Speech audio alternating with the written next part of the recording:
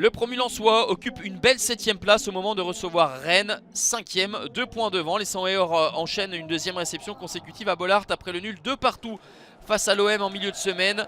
Les hommes de Franck Hez ont réussi à revenir au score alors qu'ils étaient menés 2-0 face aux Olympiens.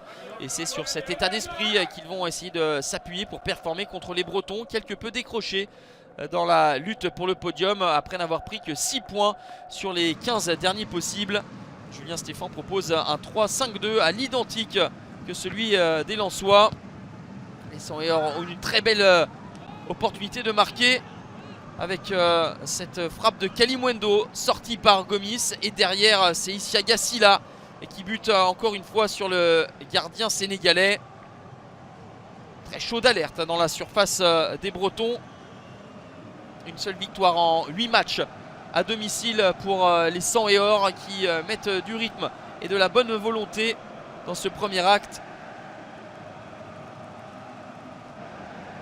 Rennes qui réagit avec le ballon sur le côté pour Eduardo Camavinga qui va réussir à centrer. C'est renvoyé par la défense lensoise et la reprise de Traoré manque de puissance pour mettre en difficulté Jean-Louis Lec. A noter la présence en pointe de l'attaque lensoise de Serhou Guirassy, de retour après de longues semaines d'absence. Il n'avait plus été titularisé depuis fin novembre. Un coup franc de Michelin qui va passer au-dessus de la barre de Gomis. Et une opportunité pour les Rennais avec cette habile déviation de Martin Terrier pour Guirassy. Il y a la puissance mais pas la précision. 0-0, c'est le score à la pause. Les Lensois se déplaceront à la Beaujoire pour y affronter Nantes en Coupe de France en milieu de semaine. A noter que Rennes a un match en retard à disputer face à l'OM en championnat. Les Rennais qui repartent de l'avant avec la même situation qu'en fin de première mi-temps.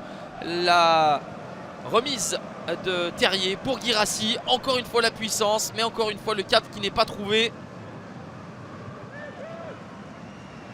Lens à son tour va essayer de porter le danger avec ce centre de Michelin. La mauvaise appréciation de la trajectoire d'Alfred Gomis qui est sauvé par son poteau.